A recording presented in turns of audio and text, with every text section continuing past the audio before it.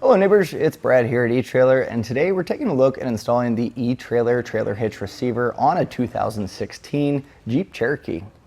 And when choosing a hitch, a lot of times they all start to look kind of alike, and until you see it on the vehicle, that's when you really start to see the details or not see the details. And that's because this is a hidden cross tube, meaning the main portion of the hitch that is structurally mounted to the vehicle is actually hidden behind the bumper. So you're not going to see that unsightly tube. All that you have hanging out is going to be the receiver end, and that's going to keep it nice and clean looking. Now this is a 2" by 2" receiver tube opening, and that's going to be great. That's a pretty standard size, and that's going to allow you to have a bunch of different accessories, whether it be a ball mount, bike rack, cargo carrier, whatever life throws your way. Now all of your accessories are going to be attached by a 5/8 pin and clip. Now this is not included with the hitch, so you're going to want to pick one up. A lot of your accessories will come with that pin and clip, which is kind of nice, but something to think about when choosing accessories, or if you want a locking one, we actually have those available here at eTrailer.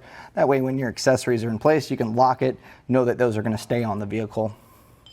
We also have a rolled style safety chain loop, so if you do plan on pulling a trailer, hooking up to that, nice and easy. It's super open, so even a larger clevis style hook, not a problem. Now if you do plan on towing with this hitch, it's actually rated pretty well at 5,000 pounds for your gross trailer weight rating, and that's going to be the weight of the trailer plus the accessories loaded up. Now your tongue weight is going to be 750 pounds, and that's going to be the downward pressure that's put on the receiver tube opening. So that's going to be your suspended accessories, cargo carriers, bike racks, things along that line.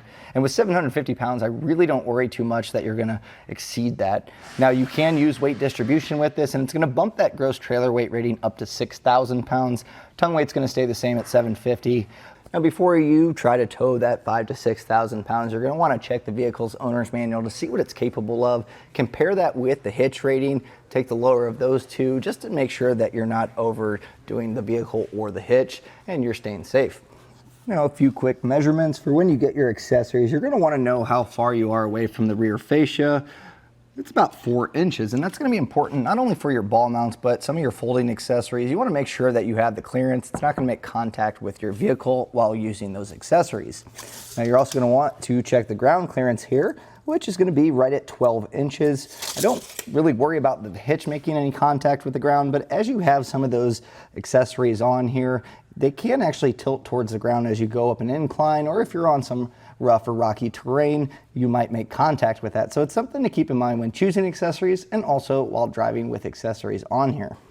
Now as far as the installation goes, it's not too terribly difficult. It's really just 6 bolts, but you are going to be dropping down the exhaust to kind of gain that clearance to get the hitch up. You are going to be trimming a little bit just to make that clearance for the hitch, whereas some of the other hitches you may not have to, but the reason being is this is a hidden cross tube, so for that nice clean look, it's going to take a little bit more than some of the others for installation, but overall, about an hour or so you should be able to knock this out. You might want to have an extra set of hands.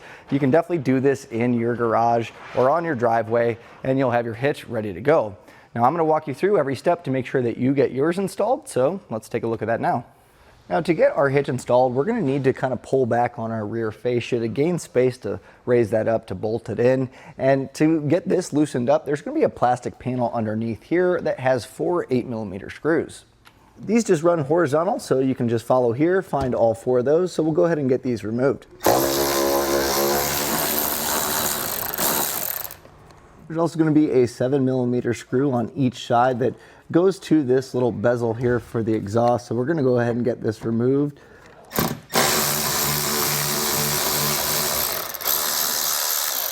Now we can leave this one on here, but this is going to allow us to get this separated here from our other plastic piece. So go ahead and do the same on the other side. Next, we're going to go ahead and remove this plastic portion by getting these clips out, and they're kind of tricky. There's a top portion here with a tab pushing down, and you have a little slot here, and this is where we're really trying to get a gap. So using a flathead, I'm just going to kind of slide that into the groove, push this up, and then we're going to be working our way down as the other clips are kind of holding in place. So kind of pry this up, and then you're just going to kind of pull this back, and once you get that clip passed through, you can move to the next one. So just take your time here. You don't want to break the clips, but with your flathead you should be able to pry these up and get these all popped out. So again, it is kind of tricky here. You're just going to kind of want to work one at a time, and then we should be able to get this to pop off. Now set this aside, we'll need to reinstall this later.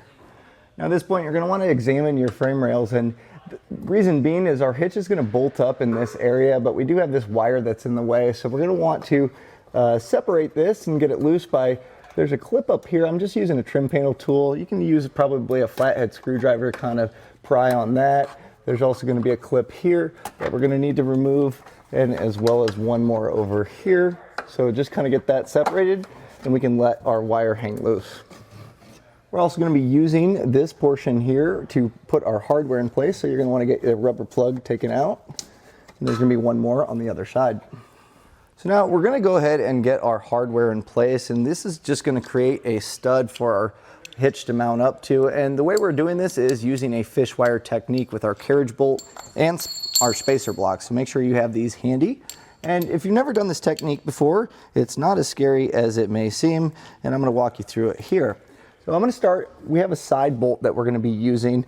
We'll do this one first, and we're trying to get this to feed out. So what we're going to do is take our coiled end, feed that in, and go back towards that where we had our rubber plug, and just have this slide out.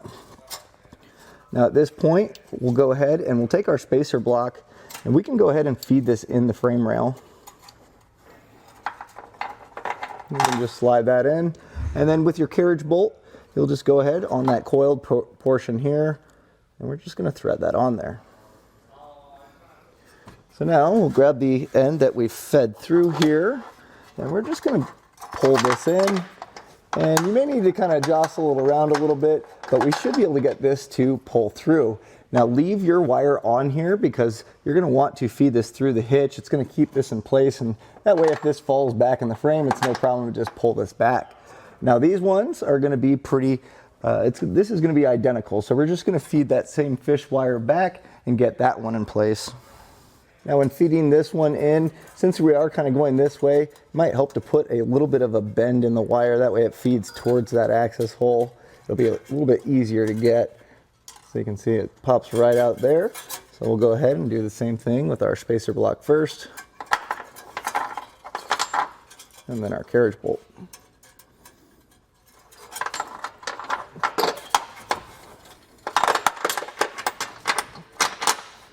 Now for this one, we also need to have this pass through. It's going to be a little bit different, but nothing too tricky here. So what I'm going to do is go ahead and feed my spacer block on our coiled wire, and then take our carriage bolt, thread this on. And we're just going to feed this up in the frame rail. And then pull that through, and that's going to create our mounting point. So now we're going to go ahead and repeat the same process on the other side. Now, to make clearance for our hitch, we're going to want to trim back this seam foam here. So just using a razor knife, I'm just going to kind of cut along our bracket and then cut flush with the frame rail, and that way our hitch isn't going to be hindered by that. Now you're going to have some on the other side as well as the other side of the vehicle, so just make sure that this is all cleared out. Now we got those notched out, but also our hitch is going to kind of bolt up on the side here, so we're going to want to take off the outside edge here on both sides of the vehicle. So I'm just using a putty knife. I'm just going to kind of run alongside it and kind of get this all cleared off. So you're going to want to just make sure that this edge, you can see where the seam is. This is nice and clean for that hitch to go up in place. Make sure you do both sides of the vehicle just on the outside. Now, to make this a little bit easier to get our hitch in place, we're going to just push this in the frame rail, and that way when we raise our hitch up, we can pull this through, and that's going to hold our hitch up while we put the hardware on. So now we need to trim out our fascia, and this is just going to allow our hitch to sit up here without any clearance issues. So the best way that I've found to do this, I use an oscillating tool. If you have a Dremel or cutoff wheel of some sort, and using painter's tape to just kind of give you a nice clean line to follow. The measurements are in the instructions, so whatever you have for cutting, go ahead and trim this out, and then we'll go back with a file and clean up those burrs.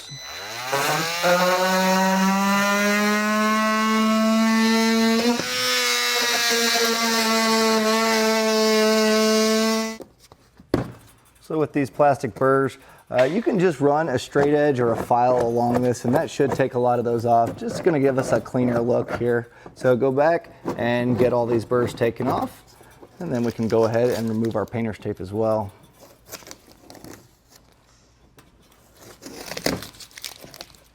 Now we are going to need to lower our exhaust down, and that way we can get our hitch in place. And they're going to see that there's two 13mm bolts on each side on the exhaust bracket. So we're going to go ahead and get these removed.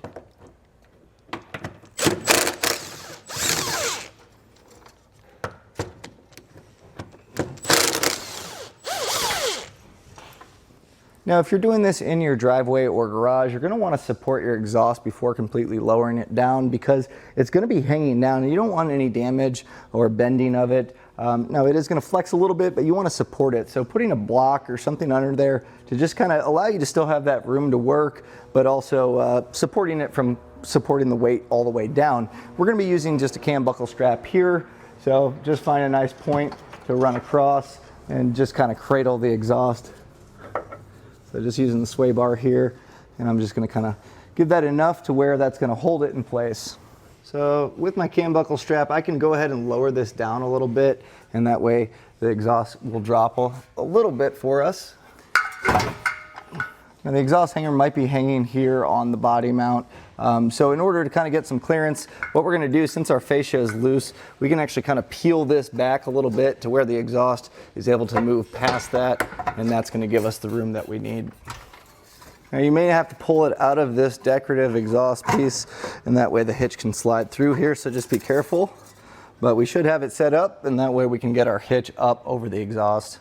Now we're getting ready to put our hitch in place, but in order to do that, what we're going to do is our side bolts, I'm going to just push this into the frame, and that way we have clearance when we go up. And this is what's going to support our hitch as we raise it. So we'll go ahead and kind of feed our hitch up almost in place, but we're going to want to feed our wires in, and that way we can kind of just raise it up. So just make sure that the holes are according to the holes here on the hitch, so that you can see this center circle. We're not going to be using that one, so just feed this one through. Our side one, we're also going to feed through the side. And we'll get our front one here. And then we can actually hold on to these wires as we go up. And that way it kind of aligns it up. So go ahead, lift this. You may need to pull the fascia back just for a little bit of clearance. But once we get this side one aligned, just kind of pull the wire along as you go. This is where it's going to hold that in place for us. So I'll just go ahead, align this, kind of jostle this around until we get that to poke through, and that way the hitch will hold itself up.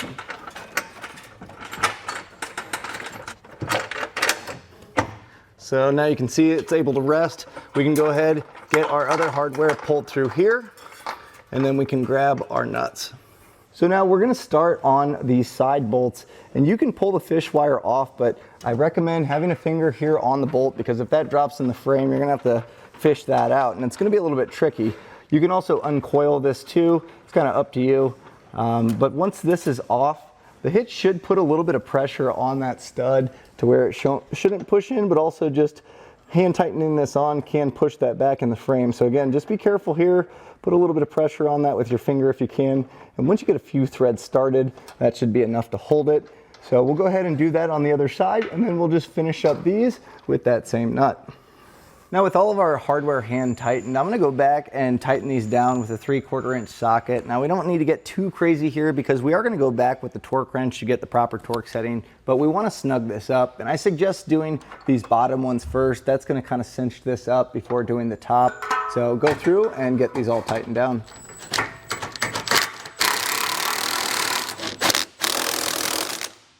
So now I'm going back with my torque wrench using the torque setting that's in the instruction manual, and I'm going to just go through and torque these down. Now it is important to use a torque wrench, and if you need one, we actually have them available here at eTrailer. You can generally rent them at an auto parts store, but this is just going to ensure that these are going to be properly torqued where it's not overly tightened, causing stress on the threads, but also it's not going to become loose over time.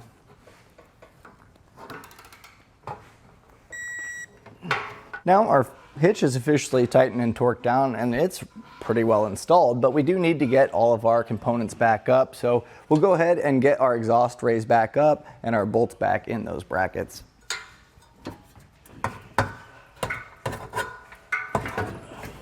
So now with our exhaust back in place, we're going to go ahead and put this bracket back up, and this should sit on the back side of the hitch, so you should have clearance here. So just go ahead, get those clips aligned, snap that together, and then we'll get our hardware in place.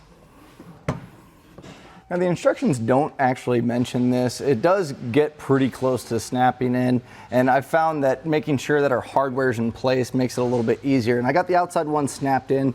It is rubbing against the hitch, so I might just go and shave off a little bit back here just to get that clearance just to snap these in. If you can get yours to snap in, and more power to you there, but ours, it does seem like it's going to be rubbing here. So I'll go ahead and cut this back, and that should be enough for this to snap in and get our clips in. So I was able to trim that out and get this to pop back all in place. And again, yours may be a little bit different, but with that installed, all that's left to do is start using your hitch.